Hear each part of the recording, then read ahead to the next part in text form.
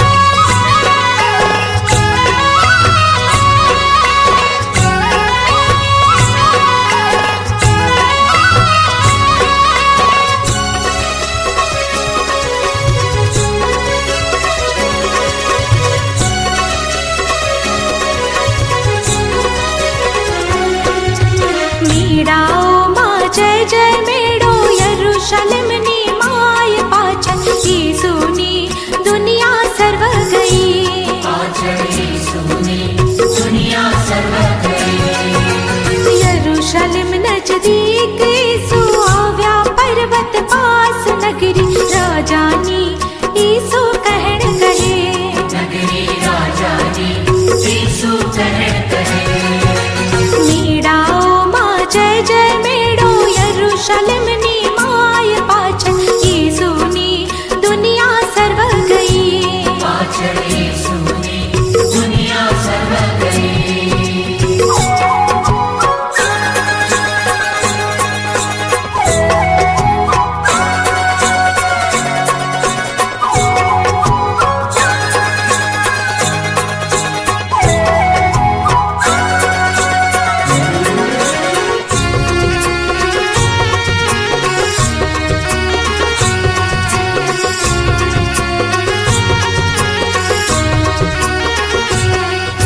सियोन पुत्री राजा आवे रंग थई तुझ पास नगरी राजानी ईसु भेंट करे। नगरी राजानी ईसु भेंट करे। ईसु गुरु ये मंगावे खच्चर बच्चा साथ वस्त्रों गादी करी राय सवार थया। वस्त्रों गादी करी राय सवार थया। मीडाओ मां जय जय मेड़ो यरूशलेम नी माय पाछळ ईसुनी दुनिया सर्व गई। पाछळ ईसुनी दुनिया सर्व गई।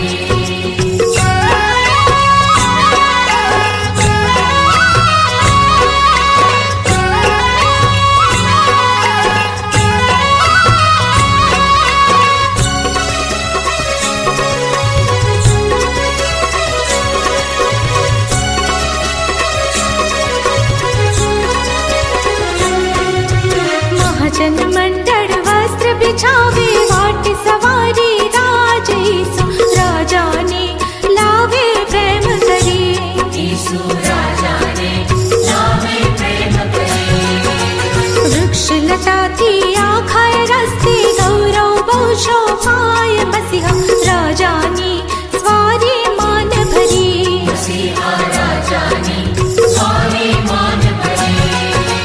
मीडाओ मां जय जय मेड़ो यरूशलेम नी माय पाछळ ईसुनी दुनिया सर्व गई। पाछळ ईसुनी दुनिया सर्व गई।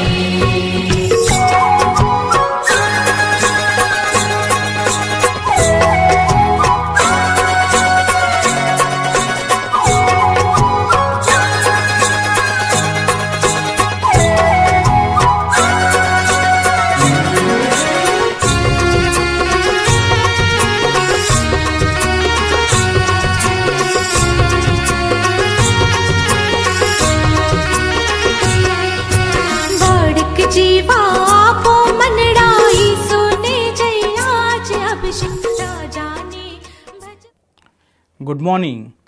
પ્રભુનો પુષ્કળ આભાર માનીએ છીએ. આ સમયે ફરીથી એકવાર પ્રભુએ આપણને આ તક આપી છે કે જ્યારે આપણે સાથે મળીને ઓનલાઈનના માધ્યમ દ્વારા પ્રભુની સ્તુતિ આરાધના કરવાને માટે જોડાયા છે, ત્યારે પ્રભુનો આભાર માનતા માનતા આ સમયે માન્ય બિશપ સિલ્વાન સાહેબનો પણ હું હૃદયના ઊંડાણથી આભાર માનું છું.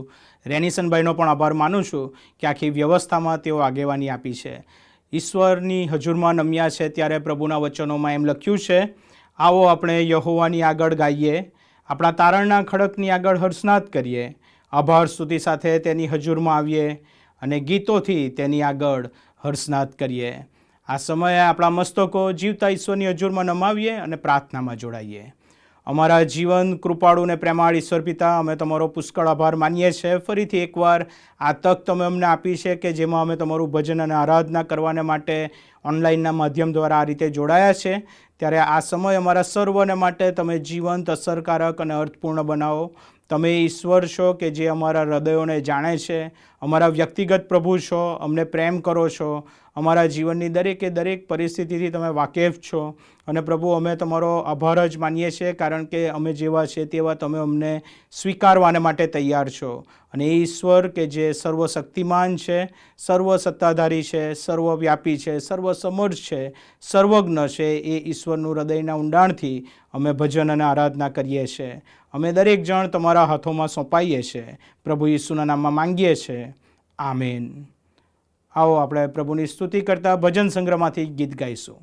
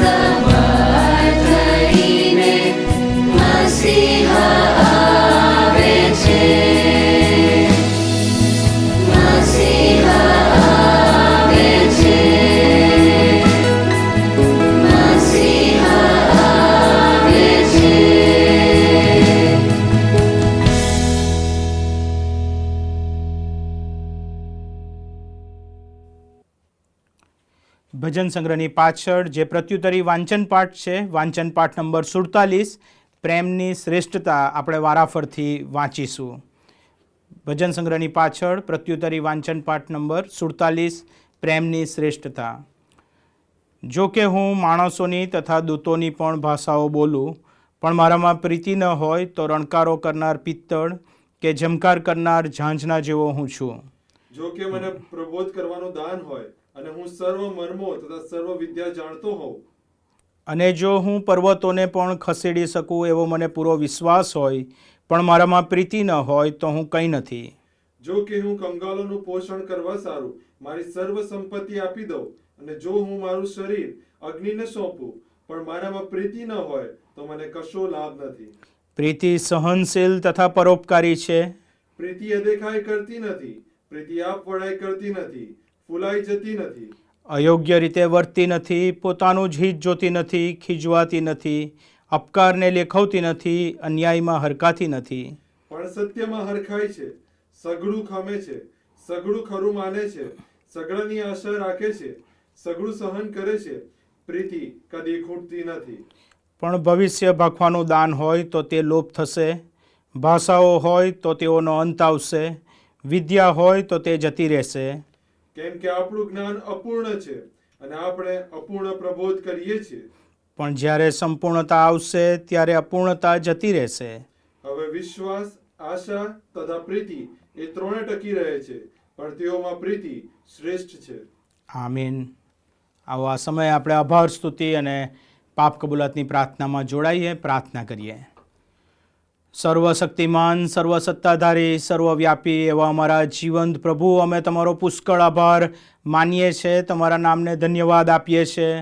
અમારા જીવનો ઉપર પ્રભુ તમે અધિકાર ધરાવો છો અને અમારા જીવનના દરેકે દરેક તબક્કાઓમાં અને દરેકે દરેક સમયોમાં તમે અમારી સાથે રહેવાનું વચન આપ્યું છે. તમે કહ્યું છે, જુઓ જગતના અંત સુધી સદા સર્વકાળ હું તમારી સાથે છું. પ્રભુ, અમે તમારો પુષ્કળ આભાર માનીએ છીએ, કારણ કે આ જીવન અને જીવનના દરેકે દરેક શ્વાસોશ્વાસ, દરેક પળ જે તમારા તરફથી અમને મળી છે તેને માટે અમે તમારો પુષ્કળ આભાર માનીએ છીએ. પ્રભુ, અમે આભાર માનીએ છીએ કારણ કે આ જીવન મુસાફરીની અંદર તમે અમને આત્મિક જીવનમાં ટકી રહેવાને માટે તમારા આત્મિક વચનો આપ્યા છે, અને આ વચનો દ્વારા પ્રભુ તમે અમારું આત્મિક પોષણ કરવાને માટે તમારા સેવકો અને સેવિકાઓ આપ્યા છે.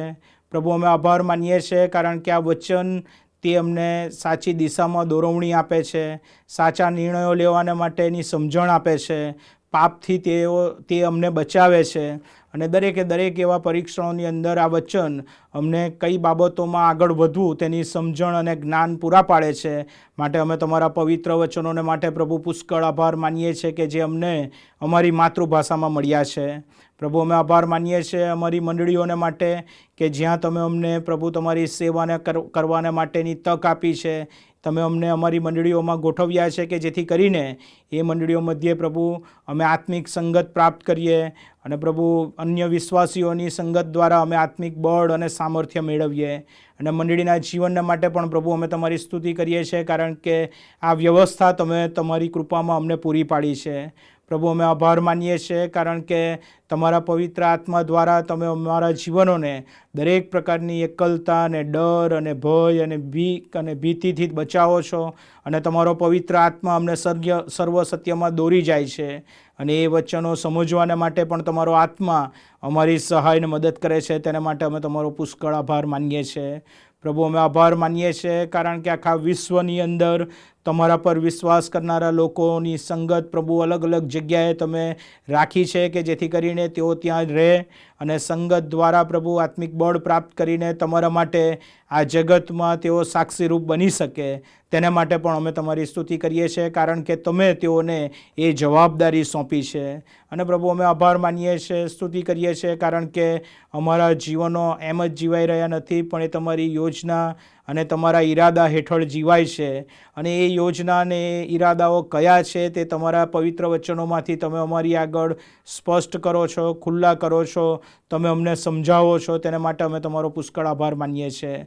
તમારા લોકોને પ્રભુ તમે સેવા કરવાના માટે અને સુવાર્તા પ્રચાર કરવાને માટેની એવી અલગ અલગ તકો પૂરી પાડી છે. અને અમારા જીવનોમાં પ્રભુ તમે એવા સમયો આવવા દો છો કે ઈસુ ખ્રિસ્તના પ્રેમને જે અમે અનુભવ્યો, એ તારણની મહાન યોજનામાં અમે જે સહભાગી થયા અને એ જ બાબતો અન્ય સુધી લઈ જવાને માટે તમે અમારા જીવનોનો વિવિધ સ્તરે અને વિવિધ રીતે અલગ અલગ તાલંતો અને કૃપાદાનો દ્વારા પ્રભુ તમારી સેવાના માટે ઉપયોગ કરી રહ્યા છો. તેના માટે અમે તમારો પુષ્કળ આભાર માનીએ છીએ. આ પૃથ્વી પરના એક જીવનને પ્રભુ તમે પ્રેમ કરો છો અને સ્વીકારો છો, તેના માટે અમે તમારા આભારી છીએ. અને અમે આભાર માનીએ છીએ, સ્તુતિ કરીએ છીએ, કારણ કે પ્રભુ મંડળીની અંદર પણ તમે વિવિધ પ્રકારની જે વ્યવસ્થાઓ ગોઠવી છે અને પાસ્ટોરેટ કમિટી, ક્વાયર, મહિલા સંગત, સન્ડે સ્કૂલ, 60+ સંગતો, યુથ ફેલોશિપ અને બધી જ બાબતોની સાથે સાથે પ્રભુ ગુજરાત ડાયોસિસની જે વ્યવસ્થા તમે એમને આપી છે, માન્ય બિશપ સિલવાન સાહેબને તેમની આખી ટીમને માટે અમે તમારો આભાર માનીએ છીએ, કારણ કે પ્રભુ તેમની જે આગેવાની છે, જેના દ્વારા તેઓ પ્રભુ મંડળીના માટે, ડાયોસિસને માટે, તેમના હકમાં અને હિતમાં જે કંઈ નિર્ણયો લે છે, જે સમગ્ર જીવનો ઉપર જે અસર ઉપજાવનારા હોય છે, અને પ્રભુ એ આખી ટીમ સાથે મળીને કાર્ય કરે છે, ત્યારે પણ તમારો આત્મા તેઓને સતત દોરવણી આપે છે. તેના માટે અમે તમારા આભારી છીએ. ડાયોસિસની અંદર જે વિવિધ પ્રકારની સેવાઓ ચાલે છે, તેના માટે પ્રભુ અમે તમારો આભાર માનીએ છીએ, કારણ કે તમે આ અલગ અલગ સેવાઓને આશીર્વાદિત કરી છે. પ્રભુ જે મિશન એન્ડ ઇવેન્જલિઝમ ડિપાર્ટમેન્ટ દ્વારા પ્રભુ એવા કેટલા બધા ગ્રામ્ય વિસ્તારોની અંદર જે સેવાઓ ચાલે છે, અમારા મિશનરીઓ જે સેવા કાર્ય કરે છે, અમારા સુવાર્તિકો, ડીકનો, પ્રેસ્બિટર અને એરિયા ડીન સાહેબોને જે જવાબદારીઓ સોંપી છે, અને એમ કરીને પ્રભુ વિવિધ જગ્યાએ જે કંઈ પણ સેવા કાર્ય તમારા નામમાં ચાલી રહ્યું છે, તેને તમે અત્યાર સુધી સફળતાપૂર્વક આગળ વધાર્યું છે. કટોકટીની પળો અને એવા સંજોગો આવ્યા હોવા છતાં પણ તમે આ સેવાને નિભાવી રાખી છે અને ચલાવી છે. તેના માટે પ્રભુ અમે તમારો પુષ્કળ આભાર માનીએ છીએ, તમારી સ્તુતિ કરીએ છીએ. અને પ્રભુ આ જગતમાં તમે વિશ્વાસીઓને એટલા માટે મૂક્યા છે કે જેથી કરીને તેઓ મીઠા સમાન બને અને આખા જગતમાં જઈને તમારા નામનો પ્રચાર તેઓ કરી શકે. અને એ માટેની જવાબદારી તમે આ સર્વ વાલાઓને આપી છે. અને પ્રભુ એક ખાસ પ્રકારના વિઝન અને મિશનની સાથે તમે સેવા કરવાનું તેડું અલગ અલગ લોકોને આપ્યું છે. તેના માટે અમે આભાર માનીએ છીએ. GUSTને માટે આભાર માનીએ છીએ, કારણ કે અહીંયા પ્રભુ વિદ્યાર્થીઓ જે BTHનો અભ્યાસ કરે અને ત્યારબાદ તેઓ બાળકીય સેવાના માટે પ્રભુ ફિલ્ડમાં જાય છે, અને આખી વ્યવસ્થાને માટે પણ અમે તમારી સ્તુતિ કરીએ છીએ. પ્રભુ અમે આભાર માનીએ છીએ જીવનદ્વારની સેવાઓને માટે, પ્રભુ ઓલ્ડ એજ હોમમાં જે સેવાઓ કરવામાં આવે છે જીવન આનંદની, તેને માટે અમે તમારી સ્તુતિ કરીએ છીએ. પ્રભુ આ બધા જ વિઝન તમે જે રીતે આપતા ગયા છો, સ્ટુડિયોની જે ઓનલાઈનની સેવાઓ કરવામાં આવી રહી છે, તેને માટે પણ પ્રભુ અમે આભાર માનીએ છીએ. પ્રભુ અમે આભાર માનીએ છીએ કાઉન્સેલિંગ સેન્ટરને માટે, અને એ સાથે સાથે એજ્યુકેશન ફિલ્ડની અંદર પણ પ્રભુ જ્યાં જે તબક્કે સેવાઓ કરવામાં આવી રહી છે, મેડિકલ ફિલ્ડમાં જે સેવાઓ કરવામાં આવી રહી છે, બધી સેવાઓને માટે જે સેવકો, સેવિકાઓને તમે અલગ કર્યા, અને પ્રભુ ડાયોસિસના એ પ્રોજેક્ટોને સફળતાપૂર્વક આગળ વધારવાને માટે તમે જેઓને જવાબદારી સોંપી, તેઓના જીવનોને સમર્પણ સહિતના તેઓના સેવા કાર્યને અમે યાદ કરતા તમારા આભારી છીએ.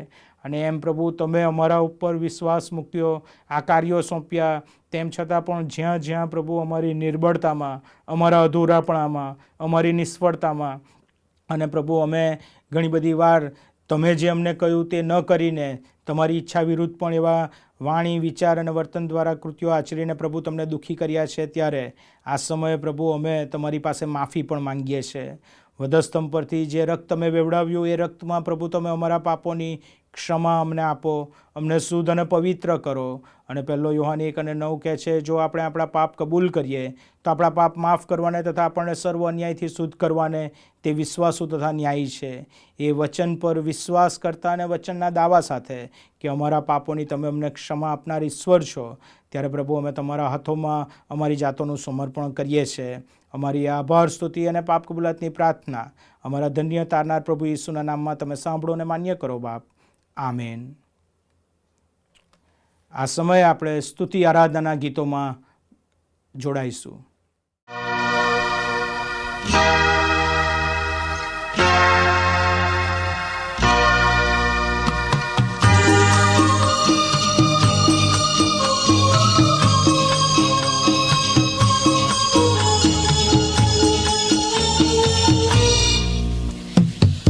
महिमा से तू जो भरा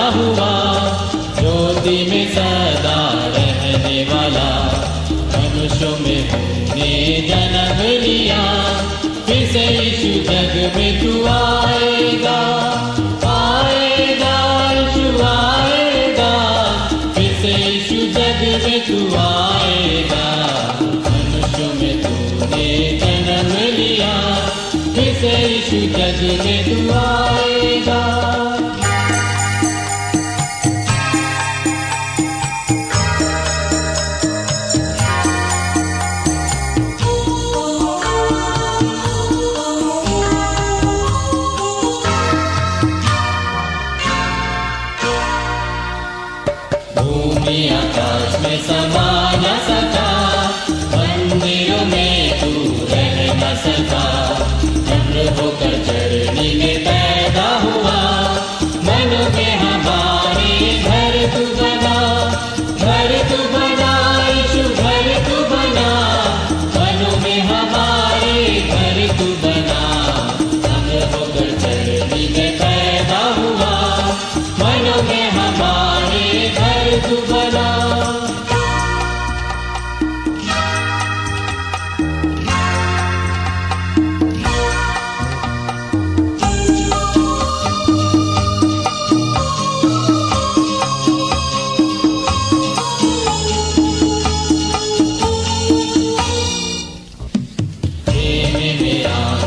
तू ही बसा, लोगों को अपने लिए फिरा, अग्नि अगाधन में तू ही दिखा, इसे यीशु अपना जलवा दिखा, जलवा दिखा यीशु, जलवा दिखा, इसे यीशु अपना जलवा दिखा। अग्नि अगाधन में तू ही दिखा, इसे यीशु अपना जलवा दिखा।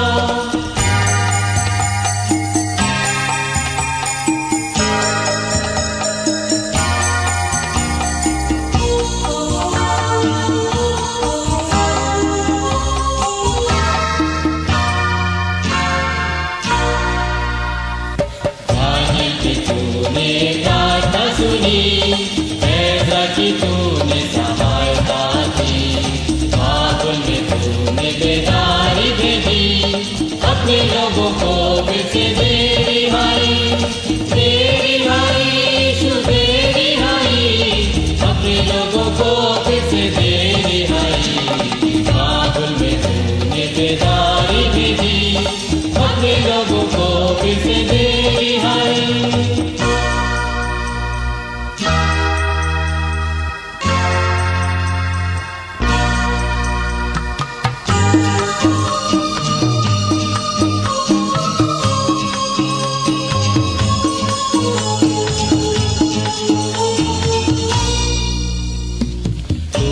हमारा राजा है, तू ही मुक्ति दाता है, फिर से आने वाला है, प्यारे प्रभु यीशु तू जल्दी आ, जल्दी आ यीशु, जल्दी आ, प्यारे प्रभु यीशु तू जल्दी आ, फिर से आने वाला है, प्यारे प्रभु यीशु तू जल्दी आ।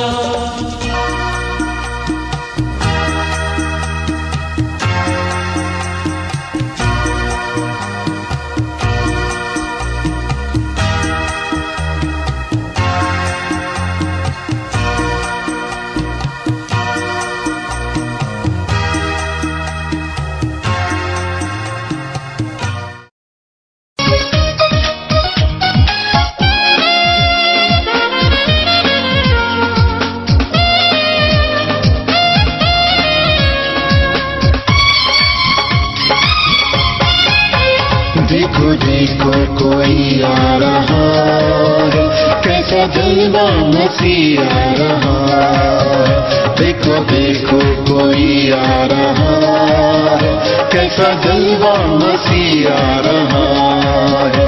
आंखें अपनी उठा कर तो देखो, कैसी शान से मसीह आ रहा है।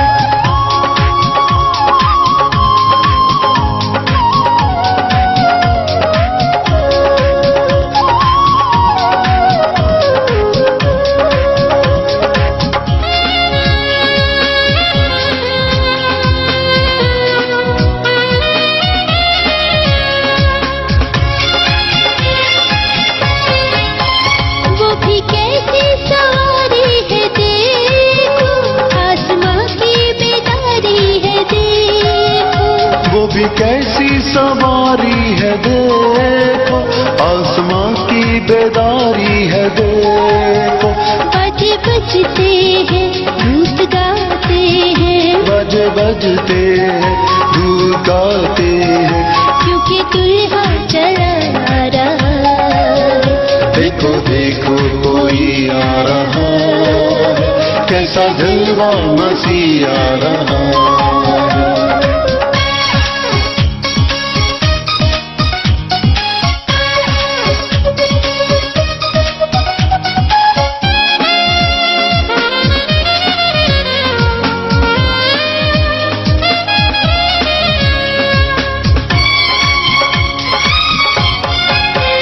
अब नहीं है वो कांटों का सेहरा, वो तो पहने है दुल्हा का सेहरा। अब नहीं है वो कांटों का सेहरा, वो तो पहने है दुल्हा का सेहरा। जिंदगी जेबतन कैसी प्यारी दुल्हन, जिंदगी जेबतन कैसी प्यारी दुल्हन, जिसको लेने दूल्हा आ रहा है। देखो देखो कोई आ रहा है, कैसा जलवा मसीह आ रहा है।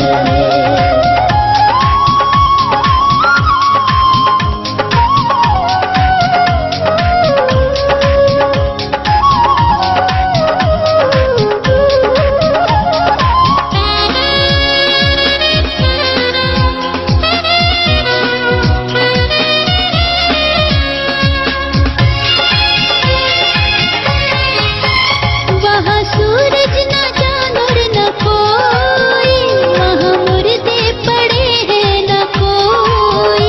वहाँ सूरज न चांद और न कोई, वहाँ मुर्दे पड़े हैं न कोई। हम सब डरते हैं और कांपते हैं, हम सब डरते हैं और कांपते हैं। राज करने मसीह आ रहा है। देखो देखो कोई आ रहा है, कैसा जलवा मसीह आ रहा है।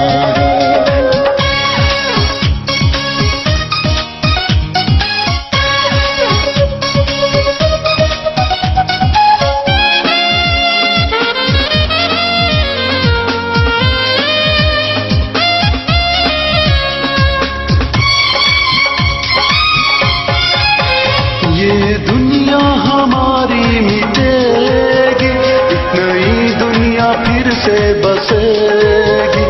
ये दुनिया हमारी मिटेगी, एक नई दुनिया फिर से बसेगी। सब नया होगा, जग नया होगा, सब नया होगा, जग नया होगा। नया करने मसीह आ रहा है। देखो देखो कोई आ रहा है, कैसा जलवा मसीह आ रहा है।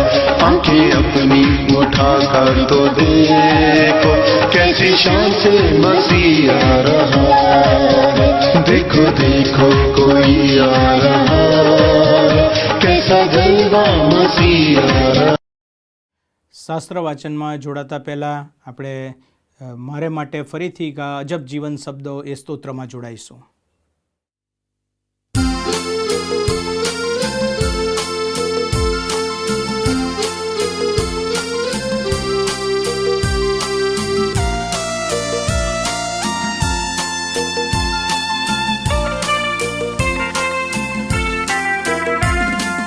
મારી માતે ફરીથી ગા અજબ જીવન શબ્દો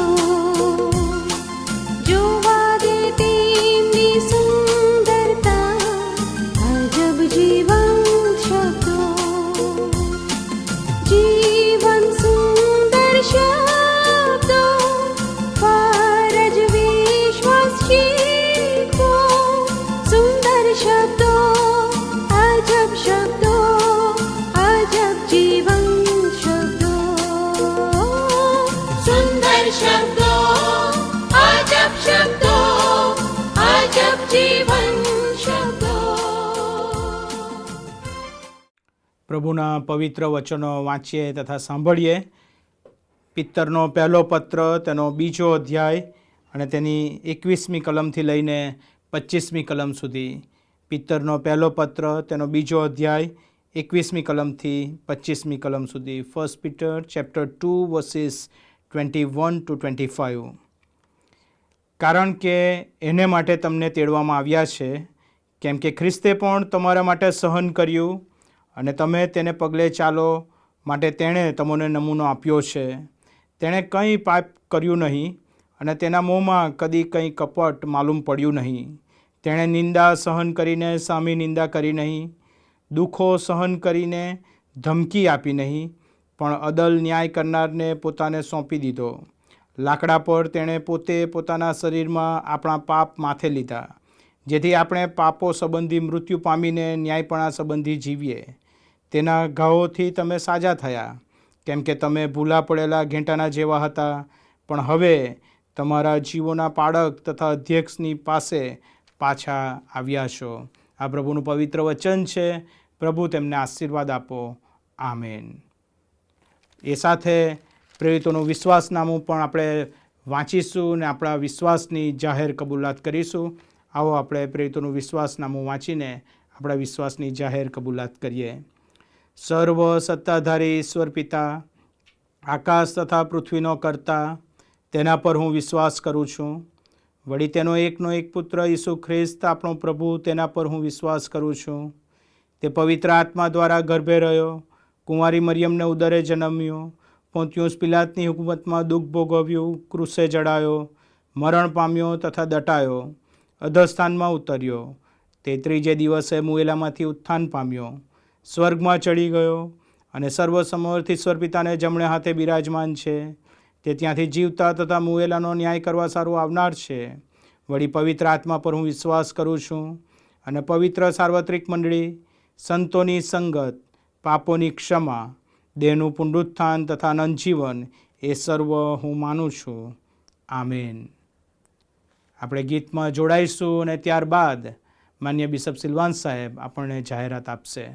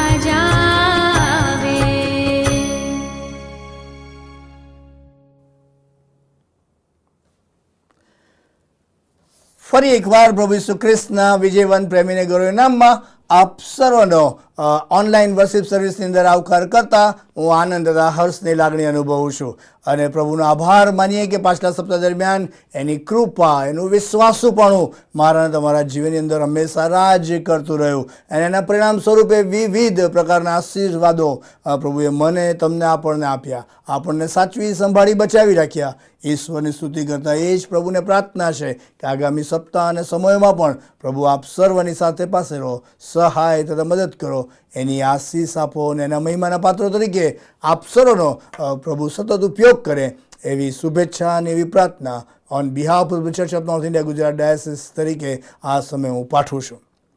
જણાવતા આનંદ થાય છે કે ખ્રિસ્તી સમાજની અંદર પ્રભુએ સંગીતનો બહુ મોટો આશીર્વાદ આપ્યો છે. પછી એ ગીત રચનારની વાત હોય, એ ગીતને કમ્પોઝ કરવાની વાત હોય, કે પછી એને ગાવાની વાત હોય, કે પછી વાજિંત્રો વગાડવાની વાત હોય, કમ્પાઇલ કરવાની વાત હોય, એન્કરિંગની વાત હોય, અને એમ કરીને બધા સાથે મળીને સહિયારા પ્રયાસમાં ઈશ્વરનો જયજયકાર કરવાની વાત હોય. Praise God for that. અને આવા ઘણા બધા તાલંતોને આઈડેન્ટિફાઈ કરવાની સમજણ સાથે the Church of North India Gujarat Diocese દ્વારા 14મી મેના દિવસે ઉંમર વર્ષ 10 થી 15, 16 થી 30 અને 31 થી 45 વર્ષની વય મર્યાદાની અંદર જે આવે છે તેઓને માટે સોલો સોંગ કોમ્પિટિશનનું આયોજન કરવામાં આવ્યું છે. એને માટે હું ઈશ્વરનો આભાર માનું છું અને જણાવવાનું કે દરેક વિભાગમાં ગુજરાત સ્તરની આ કોમ્પિટિશન છે અને સંગીતના નિપુણ અને વિશેષ પ્રકારનું તાલન્ટ ધરાવતા મિત્રોને અમે બોલાવવા જઈ રહ્યા છે. અને તેથી કરીને તમામ વાલા પાળક સાહેબોને, મંડળીના આગેવાનોને અને પેરેન્ટ્સને પણ વિનંતી કે તમે આ સોલો સોંગ કોમ્પિટિશનની અંદર આનંદ અને ઉલ્લાસ સાથે ભાગ લેશો. ઓલરેડી ફોર્મ અમે મોકલી આપ્યા છે. પાળક સાહેબનો તમે સંપર્ક સાધશો અને તમે જો કદાચ ના માહિતી મળે તો તમે અમારો પણ સંપર્ક સાધજો. નિયત સમય મર્યાદાની અંદર તમે ફોર્મ ભરીને મોકલી આપશો અને જેથી કરીને જે વ્યવસ્થાઓ કરવાની છે એ વ્યવસ્થા કરવામાં સુગમતા રહે. 3 અલગ અલગ age group, 10 to 15, 16 to 30 and 31 to 45, અને એ અલગ અલગ ગ્રુપની અંદર કોમ્પિટિશન થશે, 3 અલગ અલગ ગ્રુપમાં. અને એ માટે તમે પ્રાર્થના સાથે, તૈયારી સાથે તમે આવો ને સંગીત સ્પર્ધાની અંદર ભાગ લો એવી મારી અપીલ છે. અને એના કારણે થશે શું કે આપણા દીકરા દીકરીઓ તાલંતસભર આપણે આઈડેન્ટિફાઈ કરી શકીશું, એમને પ્લેટફોર્મ આપી શકીશું અને એમ કરીને એ મંડળી અને સમાજમાં ઉપયોગી એવા પાત્રો બની રહેશે એવું મારું ખાતરીપૂર્વકનું માનવું છે. 14th મે YMCA અમદાવાદ સ્થળ નક્કી થઈ ગયું છે અને એ વ્યવસ્થાનો આશીર્વાદ પ્રભુએ આપણને આપ્યો છે, માટે ઈશ્વરનો આભાર માની. અને તેથી કરીને તમામ વાલા પાળક સાહેબોને પણ વિનંતી કે તમે દેવળમાં એની જાહેરાત આપજો. દુઃખ સપ્તાહની મિટિંગોમાં પણ તમે જાહેરાત આપી શકો છો અને એમ કરીને મેક્સિમમ લોકો એમાં સહભાગી બને એવી કોશિશ અને પ્રયત્ન તમે કરશો એવી વિનંતી છે. એના માટે ખાસ પ્રાર્થના પણ કરશો એવી પણ વિનંતી આ સમયે કરું છું. બીજી મહત્ત્વની વાત જણાવતા આનંદ થાય છે કે ગુજરાત ડાયસિસની અંદર બહુ જ મોટી સંખ્યાની અંદર યુવા પેઢીનો આશીર્વાદ આપ્યો છે અને એને આશીષ તરીકે સમજીને, સ્વીકારીને એમને ઇન્સ્પાયર કરતા, એમને મોટિવેટ કરતા એમના માટે 4 જૂન 2022ના રોજ એક યુથ વન ડે ફેસ્ટનું આયોજન કરવામાં આવેલું છે. પ્રાર્થના સાથે રાજ અંકલેશ્વર વિભાગમાં વટારિયા નામનું સ્થળ આવેલું છે અને એ સ્થળની અમે પસંદગી કરેલી છે. યુથ એડવાઇઝરી બોર્ડ, ગુજરાત ડાયસિસના સંયુક્ત ઉપક્રમે આ આખી વ્યવસ્થામાં અમે આગળ વધવા જઈ રહ્યા છીએ. ગુજરાત ડાયસિસના 14 વિભાગમાંથી તમામ જુવાન મિત્રો એમાં સહભાગી બને. હૃદયની એવી ઈચ્છા છે કે 10,000 કરતાં વધારે જુવાનો ફર્સ્ટ ટાઈમ એવર ગુજરાતના આ વટારિયા સ્થળ પર એકત્રિત થાય, ઈશ્વરનો મહિમા કરે. સાથે મળીને યુવા પેઢીને આપણે પ્લેટફોર્મ પર લાવવા માગીએ છીએ, યુવા પેઢીને આઈડેન્ટિફાઈ કરવા માગીએ છીએ. અને તેથી કરીને તમામ પાળક સાહેબોને અને તમામ લે લીડર્સ, આગેવાનોને, પાસ્ટોરેટ કમિટીના સભ્યોને મારી વિનંતી છે કે તમારી મંડળીના તમામ જુવાનોને તમે ઉત્તેજન આપશો, એમનું ફોર્મ ભરાવશો. કોઈ રજિસ્ટ્રેશન રકમ લખવામાં આવી નથી અને એ બધી વ્યવસ્થા આપણને ઉપલબ્ધ થઈ રહી છે. ઈશ્વરનો આભાર માનીએ છીએ. અને તેથી કરીને 4 જૂન એ ગુજરાતના તમામ જુવાનો ચાલો વટારિયા સ્થળ ઉપર જઈને યુથ ફેસ્ટની અંદર સહભાગી બને એ માટેનું આયોજન કરે છે. પ્રાર્થના કરવાનું ચાલુ રાખશો. એ સંદર્ભની અંદર જે કંઈ પણ આયોજનો કરેલા છે, જે કંઈ પણ અમલીકરણ કરવાનું છે, ફિઝિકલ એરેન્જમેન્ટ્સ કરવાની છે, કોમ્યુનિકેશન કરવાનું છે, એ બધાની અંદર અમે પ્રાર્થના સાથે આગળ વધી રહ્યા છે. અને તેથી કરીને દુઃખ સહન સપ્તાહની મિટિંગમાં પણ તમે એ સંદર્ભમાં જાહેરાત તમે આપી શકો તેમ છો. અને મેક્સિમમ જુવાનોને તમે અહીંયા લઈ આવશો. મંડળીના કમિટીના સભ્યો ગાડી લઈને ત્યાં આગળ લઈ આવે એવી અપીલ પણ આ સમયે હું કરવા માગું છું. તેથી કરીને પ્રાર્થના સાથે આવો યુથ ફેસ્ટ 2022ની તૈયારીમાં આપણે આગળ વધી જઈએ અને ઈશ્વરના નામનો જયજયકાર કરીએ. સન્ડે સ્કૂલની વ્યવસ્થાઓ સારી રીતે ચાલી રહી છે. ઈશ્વરનો આભાર માનીએ. દુઃખ સહન સપ્તાહની મિટિંગો હવે શરૂ થશે. એના માટે ઈશ્વરનો આભાર માનીએ. પ્રાર્થના સાથે આગામી રવિવારથી જે પામ સન્ડેથી શરૂઆત થશે તે ઈસ્ટર સુધીની એ રાત્રિ સભાઓને પ્રભુ બહુ જ આશીર્વાદિત કરે. અલગ અલગ સ્થળે વચનનું પાત્ર જનારશે અને ત્યાં આગળ સંદેશાઓ આપશે, લોકોની મુલાકાત લેશે, કાઉન્સેલિંગ કરશે, પ્રાર્થનામાં જોડાશે. અને આ સપ્તાહ દરમિયાન પ્રભુ એના આત્માએ કરીને એના લોકોની ફરી એકવાર મુલાકાત લે એ માટે આવો આપણે પ્રાર્થનામાં ચાલુ રાખીએ. દરેક વક્તાને માટે તમે ખાસ પ્રાર્થના કરશો, હિંમત આપશો, ઉત્તેજન આપશો અને એ સંગતો સર્વ કોઈને માટે આશીષ લાવનારું કારણ બની જાય એવી શુભેચ્છા આ સમયે હું પાઠવું છું. એકબીજાને પ્રાર્થનામાં ધરી રાખીએ એવી અપીલ પણ આ સમયે હું કરવા માગું છું. જીવન આનંદ મિનિસ્ટ્રી ચાલી રહી છે, એને માટે પણ આપણે ઈશ્વરનો આભાર માનીએ. અને ઓલ્ડ એજ હોમની અંદર પ્રભુ આશીર્વાદિત કરી રહ્યા છે, જીવન દ્વારને પ્રભુ આશીર્વાદિત કરી રહ્યા છે. અને એ બધી વ્યવસ્થા દ્વારા પ્રભુના નામનો જય જયકાર સતત થયા જ કરે એવી શુભેચ્છા પણ આ સમયે પાઠવતા પ્રાર્થના વિનંતી આપની સાથે શેર કરી રહ્યો છે. ફરી એકવાર ઓનલાઈન મિનિસ્ટ્રી માટે ઈશ્વરનો આભાર માનતા, ઈશ્વરના ધન્યવાદ આપતા આવો આપણે આપણા જીવનને પ્રભુના હાથમાં સોંપીએ. એના મહિમાના પાત્ર તરીકે પ્રભુ આપણ સર્વનો ઉપયોગ કરે એવી પ્રાર્થના અને શુભેચ્છા સાથે once again thank you so very much. God be with you all and God bless you.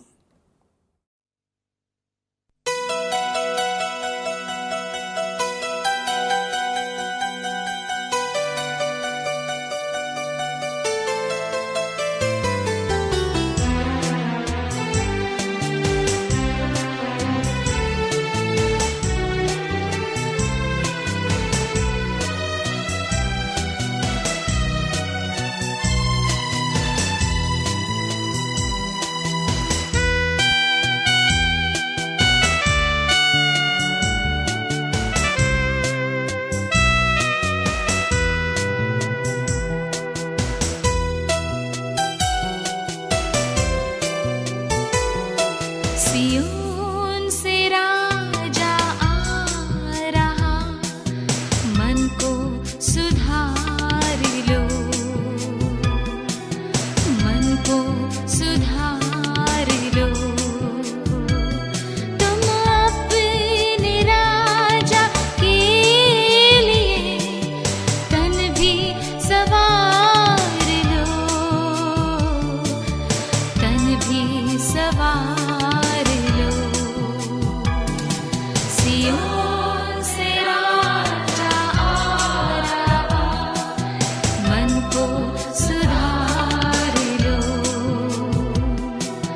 मन को सुधार लो.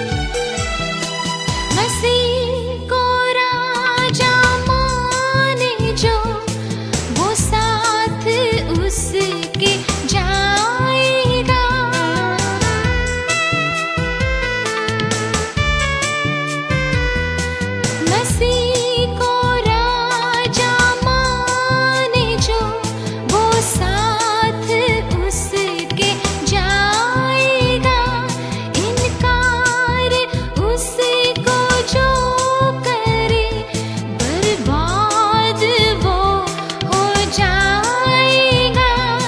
बहुत बड़ा सवाल है, इससे विचार लो। बहुत बड़ा सवाल है, इससे विचार लो। तुम अपने राजा के लिए धन भी सवार लो, तन भी सवार लो। सियोन से राजा आ रहा, मन को सुधार लो, मन को सुधार लो, मन को सुधार लो, मन को सुधार लो।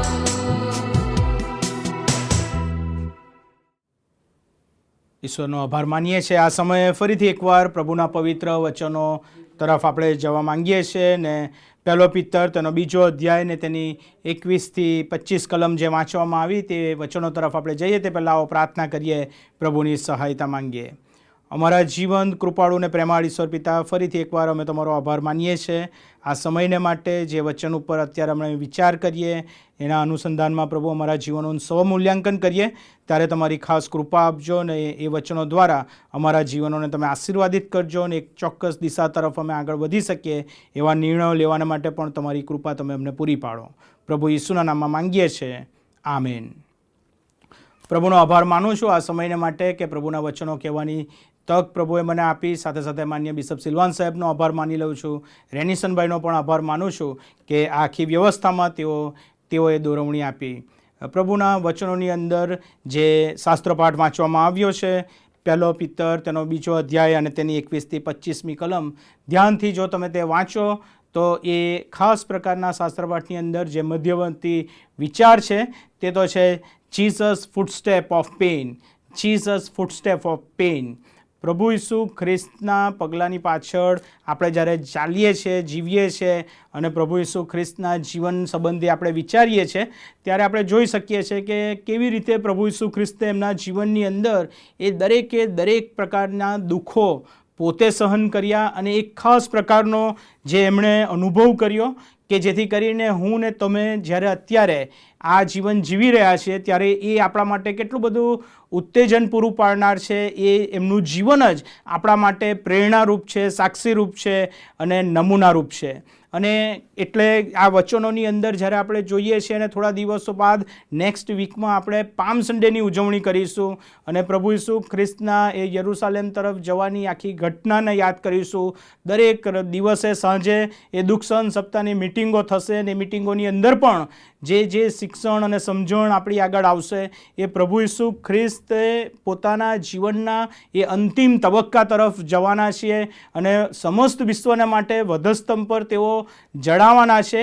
એ બધી બાબતો પર આપણે વિચાર કરવાના છે। ત્યારે આજે એ પામ સન્ડેના આગલા રવિવારે આપણે જ્યારે વિચારી રહ્યા છીએ ત્યારે એ પેઇન, એ જે સહન કરવાની આખી વ્યવસ્થા છે, જે સહન કરવાની બાબત છે તે મારા અને તમારા જીવનોની અંદર આકસ્મિક રીતે એમ જ આવી ગઈ નથી, પણ એ ઈશ્વરીય યોજનામાં પ્રભુ ઈસુ ખ્રિસ્ત પોતે પણ તે એમના જીવનમાં અનુભવી હતી। અને પહેલો પિત્તર તેનો બીજો અધ્યાય ને તેની 21મી કલમ જો તમે જુઓ તો ત્યાં એ બાબતથી શરૂઆત કરવામાં આવી છે, કારણ કે એને માટે તમને તેડવામાં આવ્યા છે, કેમ કે ખ્રિસ્તે પણ તમારા માટે સહન કર્યું, ખ્રિસ્તે પણ તમારા માટે સહન કર્યું। ને વાલાઓ, ખ્રિસ્તી જીવનની અંદર સહનશીલ બનવું, સહન કરવું અને એ સહનશીલતાની જે ક્લાઇમેક્સ છે, જ્યાં સુધી પ્રભુ ઈસુ ખ્રિસ્તે સહન કર્યું ત્યાં કહ્યું છે અને તમે તેને પગલે ચાલો માટે તેણે તમને નમૂનો આપ્યો છે।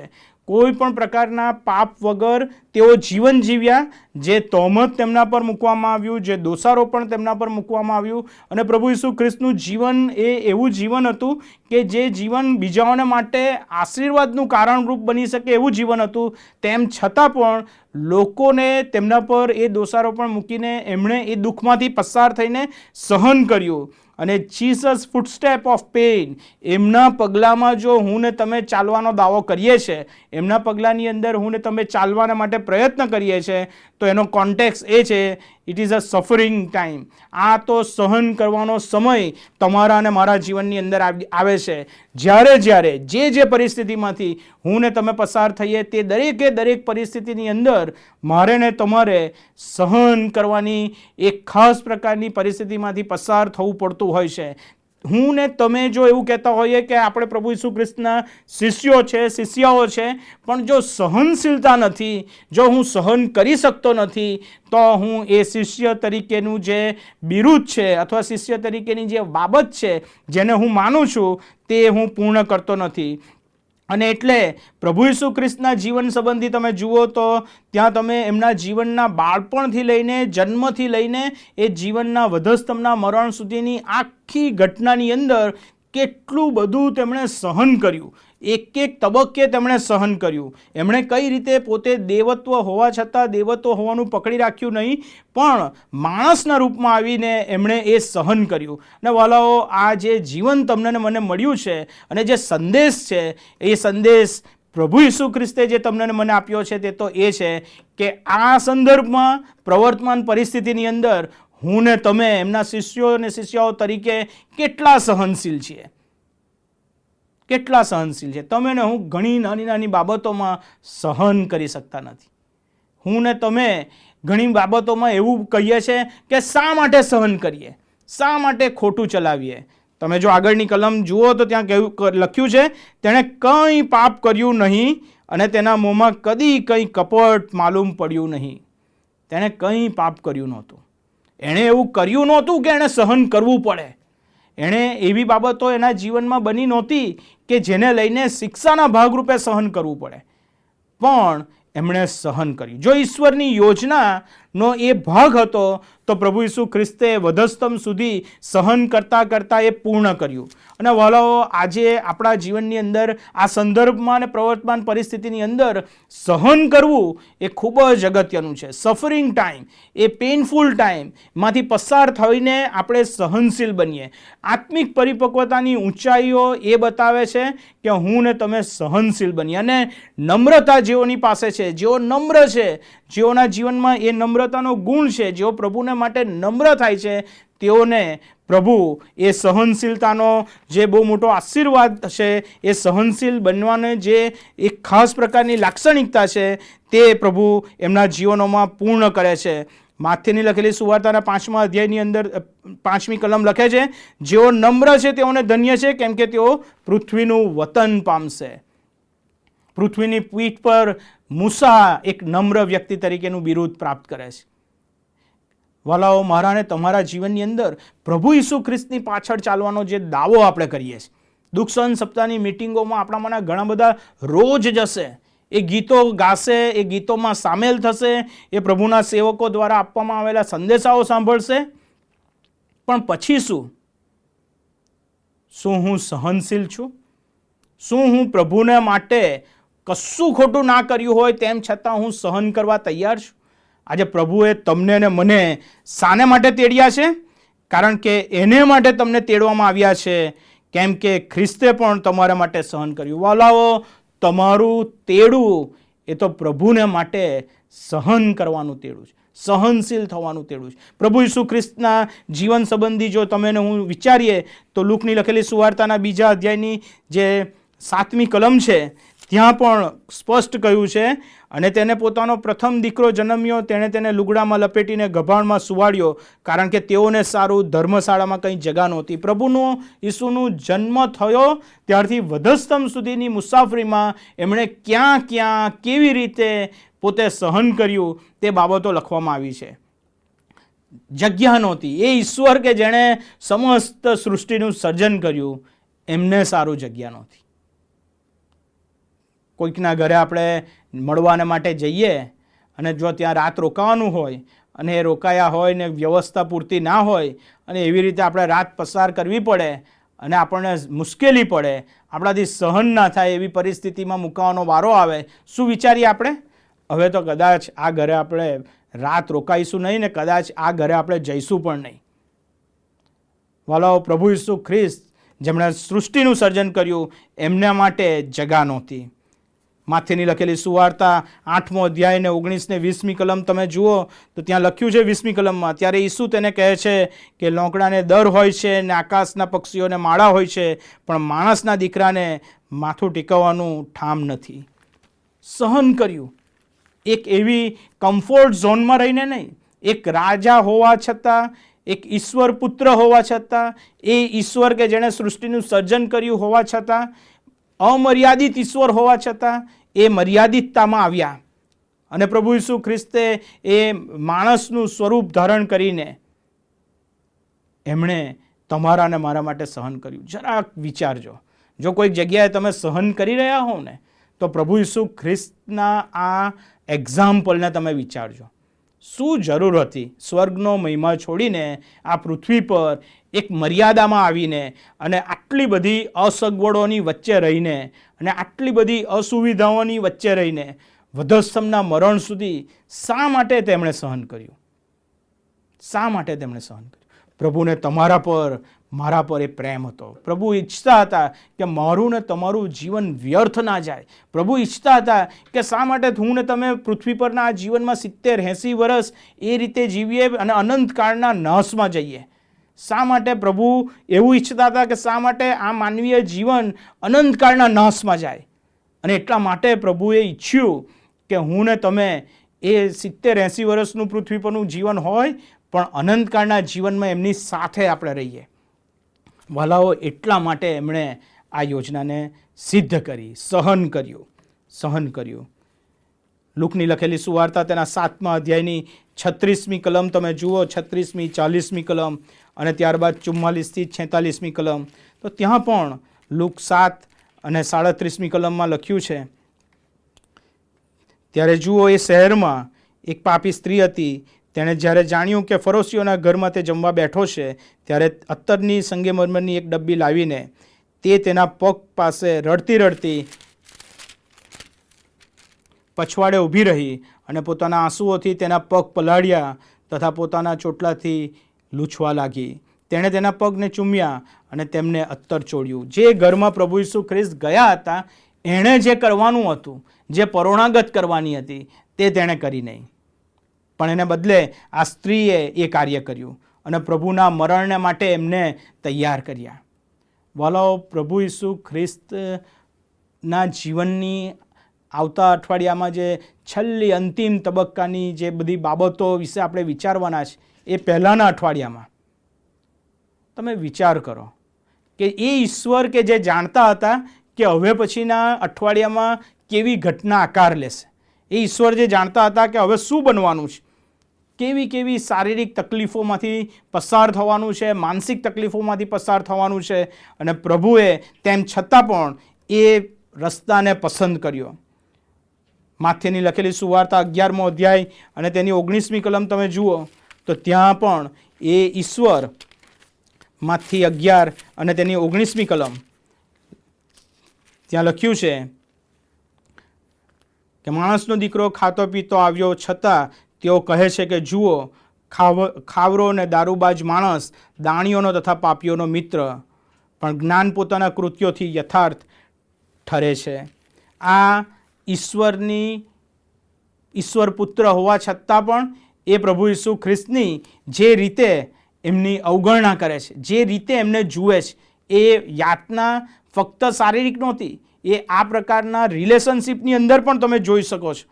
મરણ વખતે પણ પોતાના માટે પોતાની કબર નહોતી. આ બધી અલગ અલગ ઘટનાઓ એ બતાવે છે કે પ્રભુ ઈસુ ખ્રિસ્ત એ અલગ અલગ પ્રકારના પેઇનમાંથી પસાર થયા એમના માનવીય જીવનની અંદર. પેઇન ઓફ એક્યુઝેશન, જે આરોપો કરવામાં આવ્યા એ પણ એમના માટે બહુ પેઇનફુલ હતા. વાલાઓ, જો તમે કશું કર્યું ના હોય અને ત્યારબાદ તમારા પર ખોટા આરોપ કરવામાં આવે તો મારીને તમારી પરિસ્થિતિ કેવી સર્જાય છે? હું ને તમે કેવા પ્રકારનું વર્તન અને વલણ અને વ્યવહાર કરીએ છીએ. પણ પ્રભુ ઈસુ ખ્રિસ્તનું એ વર્તન અને વલણ અને વ્યવહાર એ અલગ હતા. યોહાનની લખેલી સુવાર્તાના 8મા અધ્યાયની 41મી કલમ તમે જુઓ તો ત્યાં લખ્યું છે, તમે તમારા બાપના કામ કરો છો. તેઓએ તેને કહ્યું, અમે વ્યભિચારથી જન્મ્યા નથી.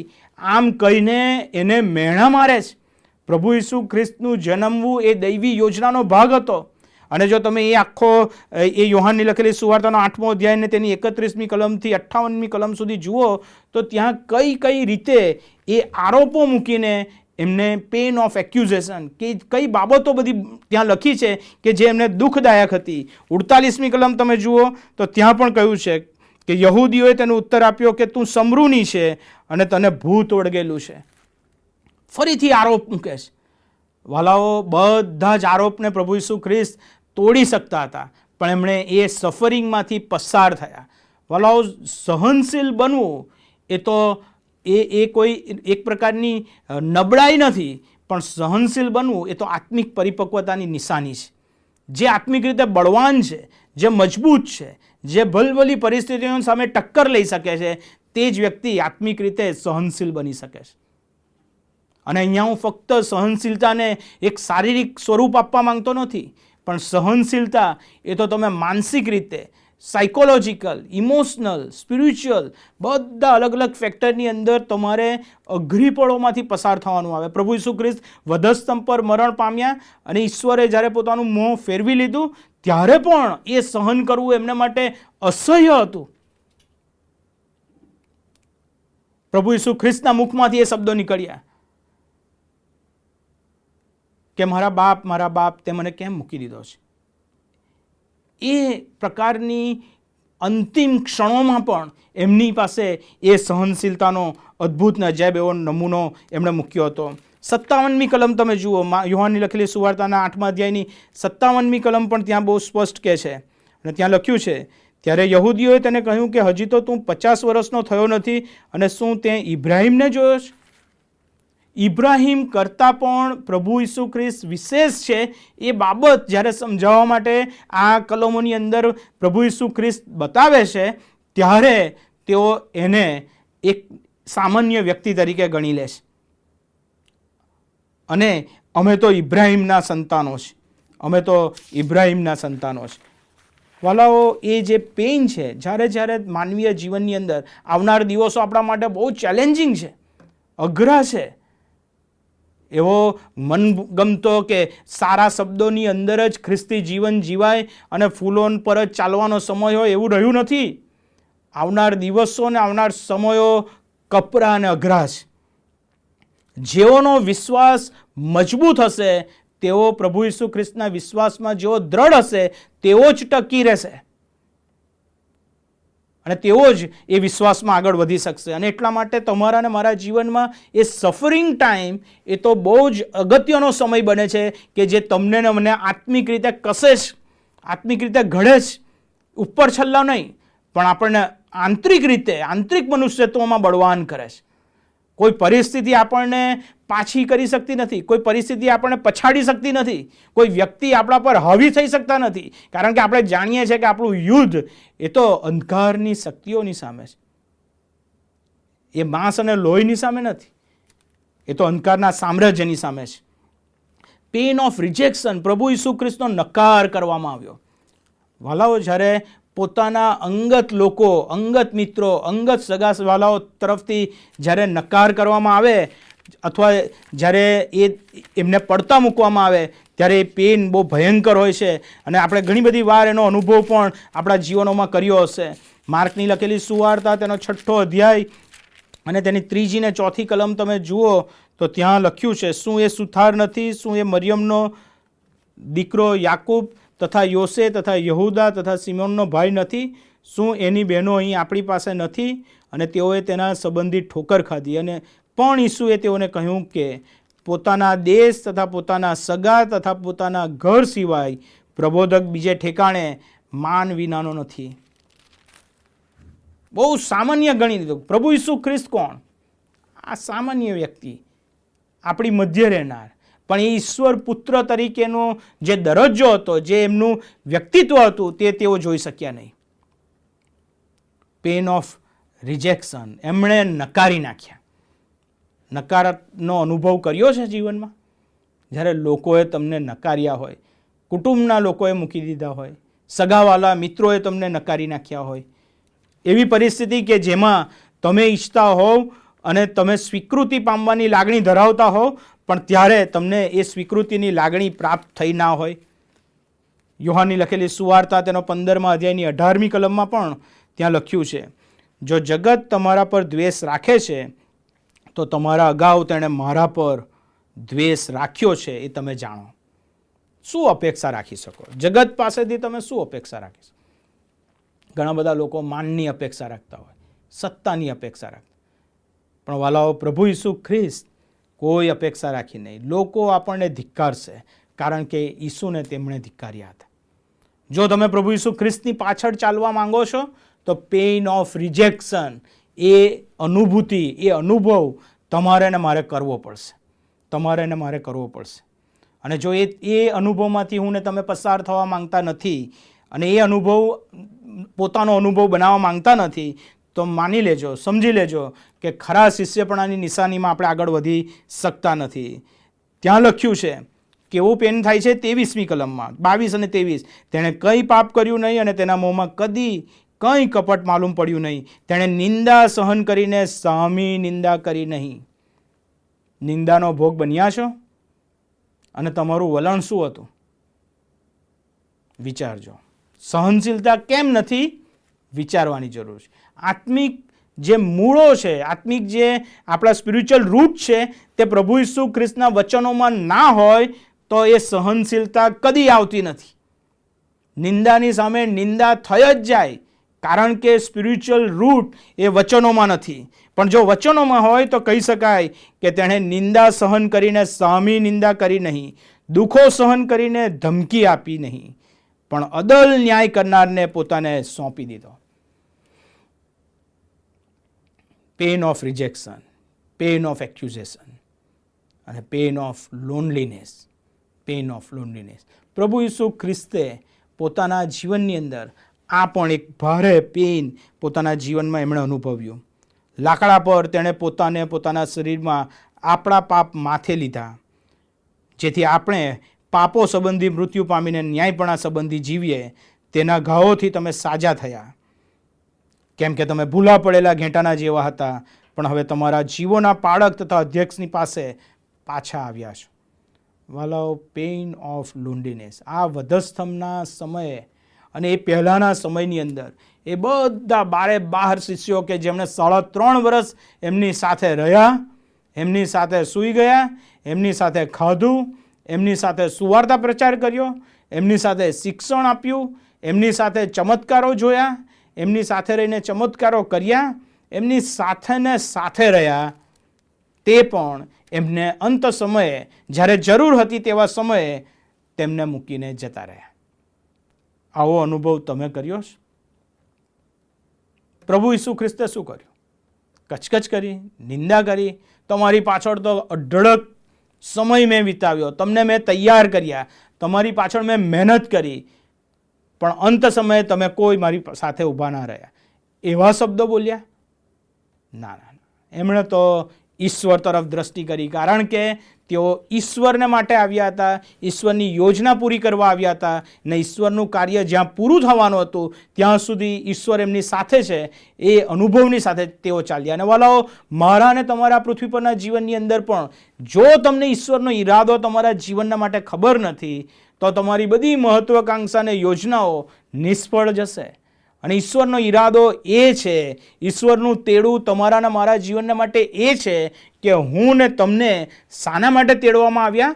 પ્રભુને માટે સહનશીલ લોકો બનીએ એટલા માટે તેડવામાં આવ્યા. બાકીની બધી બાબતો પ્રભુ એના સમયમાં આપશે, પણ તમને ને મને સહનશીલ બનીએ એના માટે તેડવામાં આવ્યા. આવનાર વર્ષો ને દિવસો યાદ રાખજો, સહનશીલ ના હોઈશું તો ઘણું બધું આપણા જીવનોમાંથી આપણે એ આત્મિક જે મજબૂતાઈ છે એ આપણા જીવનોમાંથી જતી રહેશે. અને સહનશીલ બનવું એટલે શું એ બહુ જરૂરનું છે. સહનશીલ બનવું એનો મતલબ એ છે કે પ્રભુને માટે તમે અને હું દરેક બાબતોને આપણે સ્વીકારીએ છીએ અને એ ઈશ્વરની યોજનાનો ભાગ છે, ઈશ્વરની ઈચ્છા પ્રમાણે છે માટે માનીએ છીએ અને સામે પાપ કરતા નથી.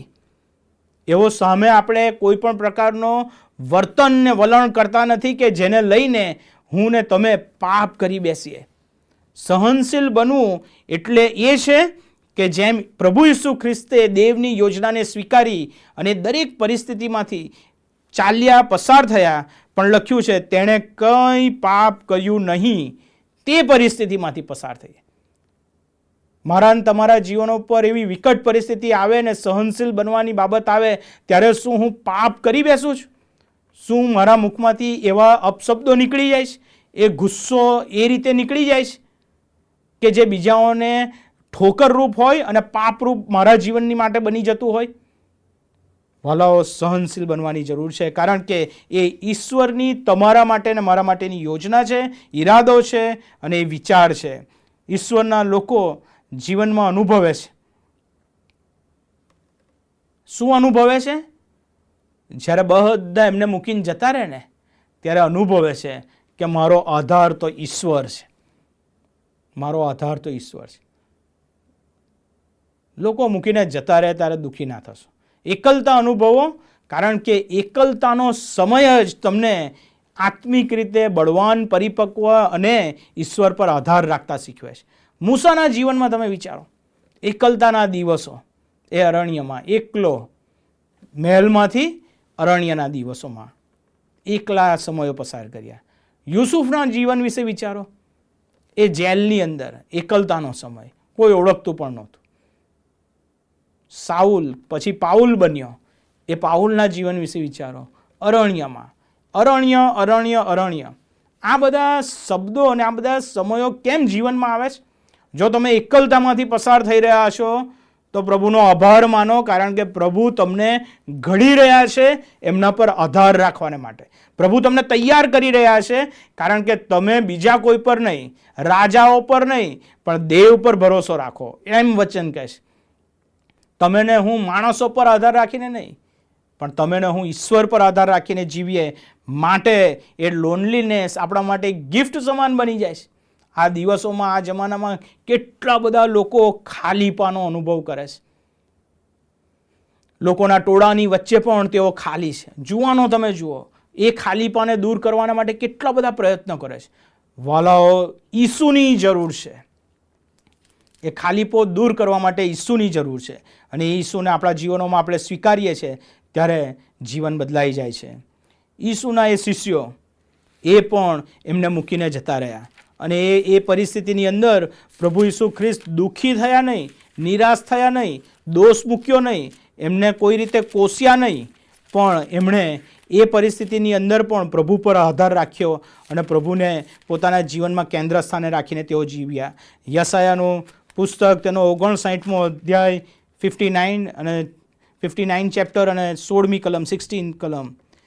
તેણે જોયું કે કોઈ માણસ નથી ને કોઈ મધ્યસ્થ નથી, તે જોઈને તે વિસ્મય પામ્યો, ને તેણે પોતાને સારું પોતાને જ હાથે તારણ સાધ્યું, અને તેનું પોતાનું ન્યાયપણું તે તેનો આધાર થયું. એ જ પ્રમાણે યશાયા તેનો 63મો અધ્યાય ને 5મી કલમ, ત્યાં પણ લખ્યું છે, મેં જોયું તો કોઈ સહાય કરનાર નહોતો અને કોઈ ટેકો આપનાર નહોતો, એ જોઈને હું વિસ્મય પામ્યો, એટલે મારે સારું મારા પોતાના ભુજે તારણ કર્યું અને મારા કોપે મને ટેકો આપ્યો. આ જે ભવિષ્ય વચનો લખવામાં આવ્યા, પ્રભુ ઈસુ ખ્રિસ્તના સંબંધમાં લખાયેલી આ બાબતોમાં તેઓ પોતે એકલા હતા. કોઈ સહાય કરનાર નહોતું, મૂકી દીધા હતા, તેમની સાથે કોઈ નહોતું. તેમના જીવનમાં તે સમયે એ અઘરી ને કપરી પરિસ્થિતિમાં તેમની પડખે ઊભા રહે એવા કોઈ નહોતા. અને કહે છે કે મારો આધાર ઈશ્વર પોતે બન્યા. વાલાઓ, આજે તમારા અને મારા જીવનની અંદર પણ જો એવી પરિસ્થિતિમાંથી પસાર થઈ રહ્યા છે કે બધા મૂકીને જતા રહ્યા છે, તો પ્રભુ મારા ને તમારા જીવનનો આધાર બને છે. ઘણી બધી વાર આપણી સાથે લોકો નથી રહેતા, એના ઘણા બધા કારણો હોય છે. ઘણા લોકો પોતાના પ્રશ્નોની અંદર ડૂબેલા હોય છે. ઘણા બધા લોકો એ આપણી એકલતાના સમયમાં કંઈ એવી સમસ્યામાં આપણે હોઈએ તો એમાં ભાગીદાર થવા માંગતા હોતા નથી. પણ પ્રભુ કહે છે કે હું તમારી સાથે છું. વચનમાં લખ્યું છે કે જુઓ, જગતના અંત સુધી સદા સર્વકાળ હું તમારી સાથે છું. લૂકની લખેલી સુવાર્તા તેના 22મા અધ્યાયની 44 અને 45મી કલમ તમે જુઓ તો ત્યાં પણ લખ્યું છે. લૂક 22 અને 44 અને 45, તેણે કષ્ટ સાથે વિશેષ આગ્રહથી પ્રાર્થના કરી અને તેનો પરસેવો ભોંય પર પડતા લોહીના ટીપા જેવો થયો. પ્રાર્થના કરીને ઉઠ્યા પછી તે પોતાના શિષ્યો પાસે પાછો આવ્યો. ત્યારે તેણે તેઓને શોકને લીધે ઊંઘેલા દીઠા. કેવો સમય કે જ્યારે ઈસુ ખ્રિસ્તને જરૂર હતી એના શિષ્યોની, જ્યારે તમને જરૂર હતી તમારા ખાસ મિત્રોની, ખાસ કુટુંબીજનોની. ઊંઘતા હતા, સાથે નહોતા. અને ત્યારે પ્રભુ તેમના પર આધાર ન રાખતા કહે છે, ત્યાં કહે છે, તેણે તેઓને કહ્યું કે કેમ ઊંઘો છો? ઉઠીને પ્રાર્થના કરો કે તમે પરીક્ષણમાં ના પડો. લૂકની લખેલી સુવાર્તાના 9મા અધ્યાયની 30મી ને 30 થી 32 કલમ તમે ત્યાં જુઓ તો ત્યાં પણ આ જ પ્રકારની પરિસ્થિતિ છે. લૂક 9 30 થી 32 કલમ ત્યાં લખ્યું છે, ત્યારે જુઓ, 2 પુરુષ એટલે મૂસા તથા એલિયા તેની સાથે વાત કરતા હતા. તેઓ મહિમાવાન દેખાતા હતા અને યરૂશાલેમમાં તેનું જે મરણ થવાનું હતું તે સંબંધી વાત કરતા હતા. હવે પિત્તર તથા જેઓ તેની સાથે હતા તેઓ ઊંઘથી ઘેરાયેલા હતા, પણ જ્યારે તેઓ જાગી ઉઠ્યા ત્યારે તેઓએ તેનો મહિમા દીઠો તથા તેની સાથે જે 2 પુરુષો ઊભા હતા તેઓને પણ દીઠા. વાલાઓ, જ્યારે તમે એકલા હશો ને ત્યારે તમને આંતરિક મનુષ્યત્વમાં બળવાન કરવાને માટે ઈશ્વરના એન્જલ, ઈશ્વરના એ પવિત્ર આત્મા થકી તમને એ સહારો, એ સાથની અનુભૂતિ તમારા જીવનમાં થશે. અને એવા સમયોની અંદર એવા મૂસા અને એલિયા પ્રભુની પાસે આવીને ઊભા રહ્યા, પણ તમારી પાસે પવિત્ર આત્મા દેવ તમને પોતાને આંતરિક રીતે એ શાંતિનો અને સામર્થ્યનો અનુભવ કરાવશે. જ્યારે તમે એકલા હશો ને ત્યારે, જ્યારે તમારો આધાર ઈશ્વર હશે ત્યારે તમે એ શાંતિનો અનુભવ કરશો. અને આપણી સાથે કોઈ ના હોય એનું બીજું કારણ એ પણ હોય છે કે લોકોના હેતુ અલગ હોય છે. લોકોના હેતુ અલગ હોય છે. લૂક 22 અને 24મી કલમની અંદર ત્યાં પણ એ બાબતો લખી છે. લૂક 22 અને 24મી કલમ, આપણામાંનો કોણ મોટો ગણાય છે તે સંબંધી પણ તેઓમાં વાદ વિવાદ શરૂ થયો. કારણ એજન્ડા અલગ હતો. પ્રભુ ઈસુ ખ્રિસ્ત જે પરિસ્થિતિમાં જઈ રહ્યા હતા, 3.5 વર્ષ સુધી પ્રભુ ઈસુ ખ્રિસ્તે વારંવાર આ બાબત બનવાની છે કહી હતી, પણ હજુ તો તેઓ મોટું કોણ છે એવા વાદ વિવાદમાં જીવતા હતા. આપણામાં મોટું કોણ? જે અગત્યના સમયમાંથી પ્રભુ ઈસુ ખ્રિસ્ત હવે પસાર થવાના હતા, એ સમયે એમની એકલતા જે છે, એમના પર જે આરોપો મૂકવામાં આવનાર છે, એમનું જે રિજેક્ટ, એમને નકાર કરવાના છે, એ બધી પરિસ્થિતિમાં એમની પડખે ઊભા રહેવાને બદલે એજન્ડા જ અલગ હતો શિષ્યોનો. અને આવી જ બાબતો બનતી હોય છે. ઘણી બધી વાર એકલતાની તીવ્રતામાં જો પ્રભુ ઈસુ ખ્રિસ્ત સાથેની સંગત ના હોય, ઇન્સોમિનિયા, અનિંદ્રા, ઇન્સોમિનિયા સાયકોલોજીકલી જે ડિસીઝ છે એની વાત કરવામાં આવી છે. એનો પણ ઘણી બધી વાર લોકો ભોગ બની જતા હોય છે. ગીતશાસ્ત્ર તેનો 102મો અધ્યાય ગીત અને તેની 7મી કલમમાં લખે છે કે હું જાગૃત રહું છું, હું અગાસી પર એકલી પડેલી ચકલીના જેવો થઈ ગયો છું. ઊંઘ આવતી નથી. કેમ? એ વિરોધીઓ, એ દુશ્મનો, એ એવા લોકો કે જેના થકી કદી પણ શાંતિ ના મળે અને જેમનો સતત એમના પર હુમલો હોય, એવા પ્રકારની અનુભૂતિ કરનાર એ વ્યક્તિ પોતે કહે છે હું જાગૃત રહું છું. એકલતાની તીવ્રતામાં જો તમે હોવ અને જો તમારી પાસે પ્રભુના વચનો ના હોય, ઈસુ ખ્રિસ્તની સંગત ના હોય, તો તમે એ ભયંકર એવી પરિસ્થિતિનો ભોગ બની શકો છો. When we follow the footstep of Jesus, it may be like a journey into the unknown. જ્યારે તમે પ્રભુ ઈસુ ખ્રિસ્તની પાછળ ચાલો છો ત્યારે તમારા માટે એ મુસાફરી એ તો એવી જગ્યાએ, અજાણી જગ્યાનો ભાગ બને છે, પણ એ સુરક્ષિત સસ્તાપણા સાથે ડેસ્ટિનેશન સુધી પહોંચાડે છે. તમને ખબર હોતી નથી પ્રભુ ઈસુ ખ્રિસ્ત સાથે ચાલવાની પરિસ્થિતિની અંદર શું ઘટના બનશે ખબર હોતી નથી, પણ જે પણ પરિસ્થિતિ હશે એમાં તમારી સાથે પ્રભુ ઈસુ ખ્રિસ્ત હોવાથી એ શાંતિનો, એ સાજાપણાનો, એ સુરક્ષિતપણાના અનુભવ તમારા જીવનનો ભાગ બનશે. અને એટલા માટે સફરિંગ ઓફ ક્રાઇસ્ટ, પ્રભુ ઈસુ ખ્રિસ્તે જે સફર કર્યું, આવનાર અઠવાડિયા દરમિયાન તમે આના પર અલગ અલગ રીતે વક્તા સાહેબો અભ્યાસ કરાવશે, તમે સાંભળશો, ઘણા બધા વચનોનું અધ્યયન કરશો. પણ વાલાઓ, એ બધા વચનોની સમજણ અને દુઃખ સહન સપ્તાહની મિટિંગોની અંદર આપણે જ્યારે આગળ વધીશું ત્યારે એક જ પ્રશ્ન મારે અને તમારે પૂછવાની જરૂર છે. શું પ્રભુ ઈસુ ખ્રિસ્તના શિષ્ય અને શિષ્યાઓ તરીકે હું સહનશીલ છું? શું મારી પાસે નમ્રતા છે? પ્રભુએ તમને કેમ તેડ્યા છે? આટલું સ્પષ્ટ પહેલા પિત્તરના 2 અધ્યાયની 21મી કલમમાં કહે છે, કારણ કે એને માટે તમને તેડવામાં આવ્યા છે. આ વચન કોને ધ્યાનમાં રાખીને લખ્યું છે? વિશ્વાસીઓને ધ્યાનમાં રાખીને લખ્યું છે. આ વચન કોને સંદર્ભમાં રાખીને લખ્યું છે? કે જેઓ તારણના અનુભવમાં આવ્યા છે, નવો જન્મ પામ્યા છે, તેમને માટે લખવામાં આવ્યું છે કે તમને એને માટે પ્રભુએ બોલાવ્યા છે. અને તમે શું કરી રહ્યા છો? તો આપણે શું સમજી બેઠા છીએ કે આપણે તો આ કરવાનું છે. પ્રભુએ સ્પષ્ટ વિઝન અને મિશન મારીને તમારી આગળ આપી દીધું છે કે આવનાર દિવસોમાં તમારે અને મારે જે બાબતને માટે તેડ્યા છે તે તો એ છે કે તમે ને હું ખ્રિસ્તને માટે સહન કરીએ. કેમ? કારણ કે ખ્રિસ્તે પણ તમારા માટે સહન કર્યું. વિઝન સ્પષ્ટ છે. જો પ્રભુ ઈસુ ખ્રિસ્તે તમારા માટે સહન કર્યું તો there is no other option. તમારે અને મારે પણ એ ખ્રિસ્તને માટે સહન કરવાનો સમય આવી ચૂક્યો છે. પ્રભુ તમને અને મને કૃપા આપે, સહાય કરે. આ દુઃખ સહન સપ્તાહની મિટિંગો દરમિયાન જ્યારે હું ને તમે પ્રભુના વચનોનો વિચાર કરીએ, મનન કરીએ, અધ્યયન કરીએ, ત્યારે પ્રભુ તમને ને મને સહાય કરે કે ખરેખર તમે ને હું પ્રભુના નામમાં એ સહન કરનારા લોકો તરીકે જીવન જીવીએ. ઘણા બધાના લોકોની એવી રજૂઆત હોય છે કે મારાથી સહન થતું નથી, નાની નાની બાબતોમાં હું ગુસ્સે થઈ જાઉં છું, હું સહનશીલ નથી. તો પ્રભુ આ પડકાર આજના વચન દ્વારા આપે છે. આ જ નિર્ણય મારે અને તમારે લેવાની જરૂર છે કે જો ખ્રિસ્તે તમારા માટે સહન કર્યું છે, મારા માટે સહન કર્યું છે, તો આપણે પણ ખ્રિસ્તને માટે સહન કરનારા લોકો બનીએ.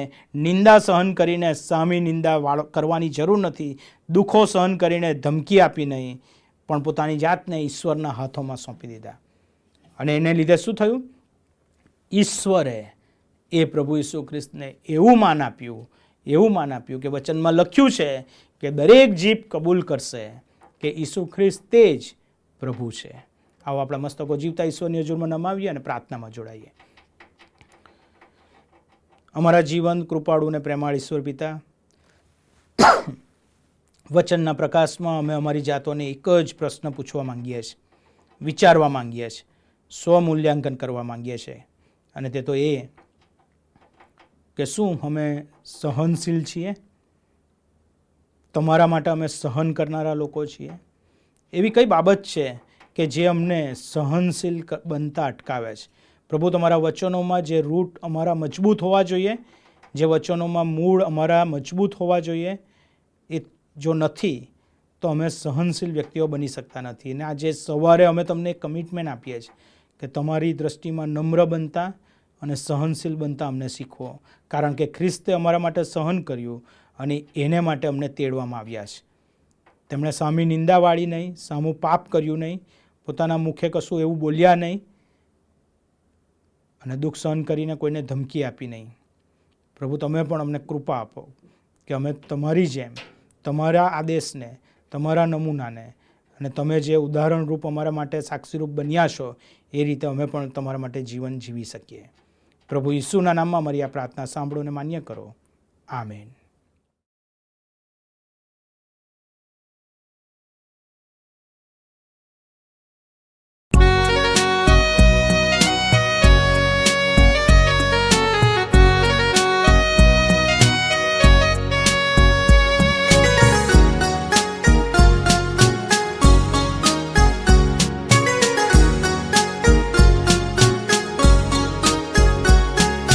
काढ़वा मुझ पाप रूपी वेश तमाम प्रभु ईसु આવ્યો દુઃખને ઠામ સ્તંભ સહી તેણે દીધો આરામ સ્તુતિ હો હરદમ स्तुति हो हरदम हरदम स्तुति हो हरदम स्तंभ सहित तेरे दीधो आराम स्तुति हो हरदम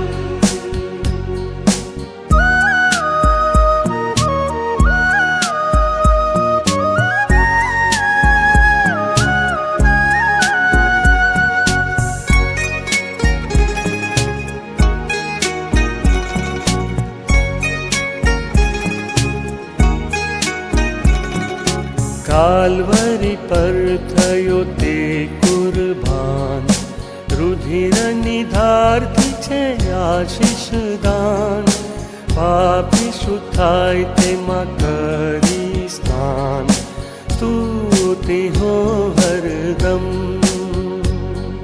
स्तुति हो हरदम हरदम स्तुति हो हरदम स्तंभ सहित तेरे दीधो आराम स्तुति हो हरदम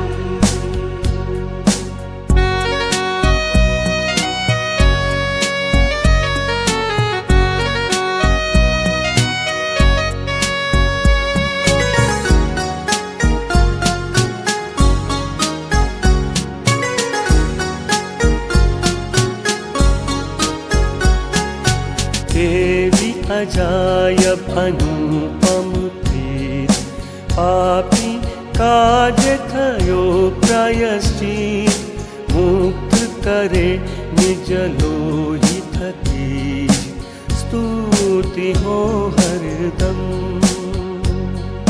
स्तुति हो हरदम हरदम स्तुति हो हरदम स्तंभ सहित तेरे दीधो आराम स्तुति हो हरदम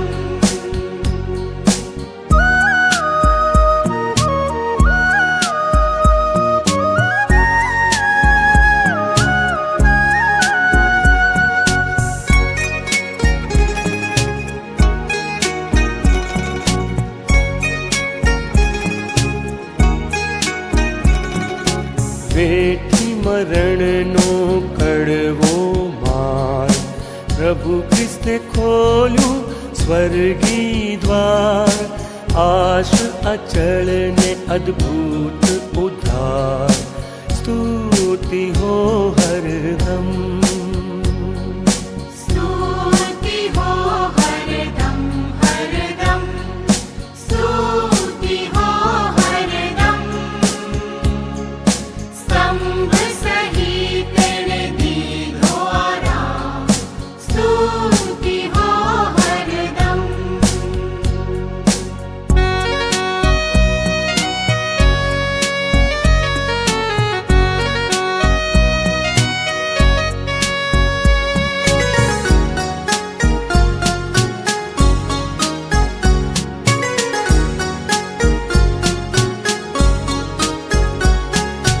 હે પ્રભુ કરજે મારો ઉદ્ધાર આ જગતમાં હે તું થા દોરનાર આખરે પહોંચું સ્વર્ગે જેવાર સ્તુતિ હો હરદમ स्तुति हो हरदम हरदम स्तुति हो हरदम स्तंभ सहित तेरे दीधो आराम स्तुति हो हरदम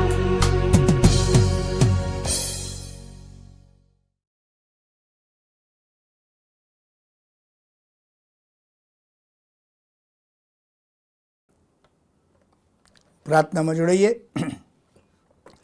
હે ઉચ્ચ અને ઉન્નત રાજ્યાસન પર બિરાજનાર અમારા સ્વામી, અમારા પ્રભુ, તમારા બાળકો તરીકે ફરી એકવાર તમારા સાનિધ્ય અને ચરણોમાં આવ્યા છે, ત્યારે અમે તમારો આભાર માનીએ છીએ આજના વચનને માટે, આજની ભજન સેવાના માટે, કે જેમાં તમે અમને ઉપલબ્ધ બનાવ્યા, તમે અમને ઓપોર્ચ્યુનિટી આપી અને તમારા આત્માએ કરીને તમારા વચનો દ્વારા તમારા દાસ થકી અમારી સાથે જે વાણી વ્યવહાર કર્યો માટે અમે તમારા આભારી છીએ, અમે તમારા ઋણી છીએ. અને આ સમય પિતાજી વચનના પ્રકાશની અંદર અમે અમારા જીવનોનું તમને પસંદ પડે તેવું જીવતું અને પવિત્ર સમર્પણ લઈને આવીએ છીએ, તેનો તમે અંગીકાર કરો. આ ઉપરાંત અનેકવિધ દાનોના આશીર્વાદો જે તમે જ અમને આપ્યા છે, એમાંથી નાણાંરૂપી અર્પણ અમે સ્વેચ્છાએ જીવન આનંદ ઓલ્ડ એજ હોમની મિનિસ્ટ્રીને માટે તમારી પાસે લાવ્યા છે, ત્યારે અમારા જીવનો અને આ દાનો તે બંનેનો તમે સ્વીકાર કરો અને તમારા મહિમાને માટે, તમારા રાજ્યની વૃદ્ધિને માટે ભરપૂરીપણામાં તમે તેને વપરાશમાં લો, એવી અમારી ખાસ પ્રાર્થના છે. હવે પછીના સપ્તાહમાં પણ તમે અમારા અગ્રેસર બની રહેજો. ઈસુ પ્રભુના નામમાં માંગીએ છીએ, માટે તમે સાંભળોને સ્વીકાર કરો. આમેન. પ્રભુ યેસુ ખાલી પ્રાર્થના આપણે સાથે બોલીએ. ઓ આકાશમાં મારા બાપ, તમારું નામ પવિત્ર મનાવો, તમારું રાજ્ય આવો, જેમ આકાશમાં તેમ પૃથ્વી પર તમારી ઈચ્છા પૂરી થાવ. દિવસની અમારી રોટલી આજ અમને આપો, જેમ અમે અમારા ઋણીઓને માફ કર્યા છે તેમ તમે અમારા ઋણોને માફ કરો. અમને પરીક્ષણમાં ન લાવો, પણ બુંડાથી અમારો છૂટકો કરો, કેમ કે રાજ્ય, પરાક્રમ તથા મહિમા સર્વકાળ સુધી તમારા છે. આમેન. હવે આપણા તારનાર પ્રભુ ઈસુ ખ્રિસ્તની કૃપા, ઈશ્વર પિતાનો પ્રેમ અને પ્રભુ પવિત્ર આત્માની સંગત આપણ પ્રત્યેકની સાથે, તેના વાલા સર્વ લોકની સાથે હમણાંથી સદા સર્વકાળ સુધી હોજો. આમેન.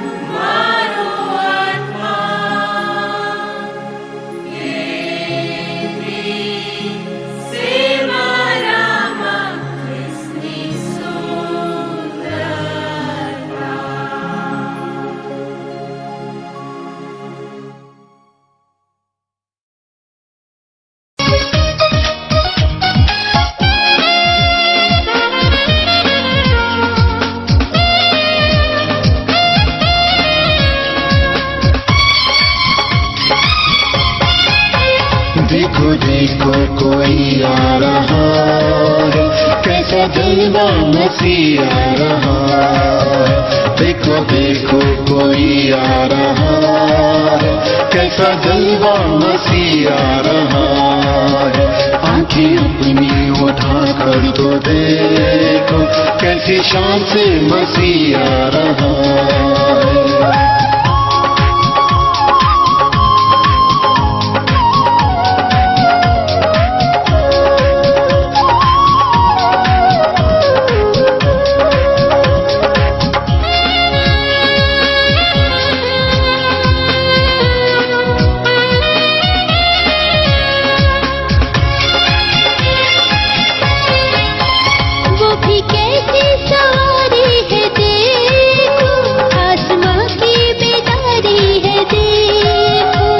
भी कैसी सवारी है देखो, आसमां की बेदारी है देखो. बजे बजते हैं धूप गाते हैं, बजे बजते हैं धूप गाते हैं, क्योंकि दुल्हा चला आ रहा है. देखो देखो कोई आ रहा है, कैसा जलवा मसीह आ रहा है.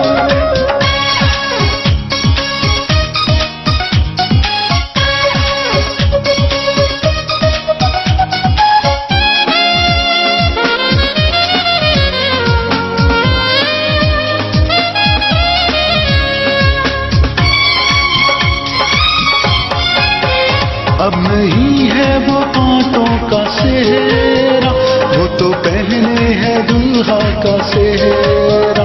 अब नहीं है वो कांटों का सेहरा, वो तो पहने है दुल्हा का सेहरा. कैसी प्यारी दुल्हन, जिंदगी से बेतन कैसी प्यारी दुल्हन, जिसको लेने दूल्हा आ रहा है। देखो देखो कोई आ रहा है, कैसा जलवा मसीह आ रहा है।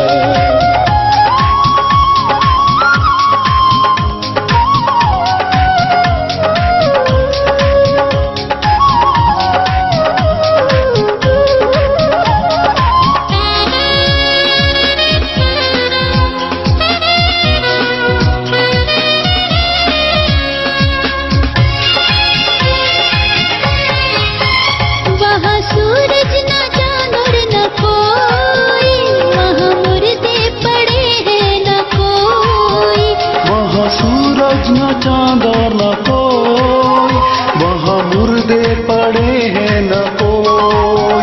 हम सब डरते हैं और कांपते हैं, हम सब डरते हैं और कांपते हैं। राज करने मसीह आ रहा है। देखो देखो कोई आ रहा है, कैसा जलवा मसीह आ रहा है।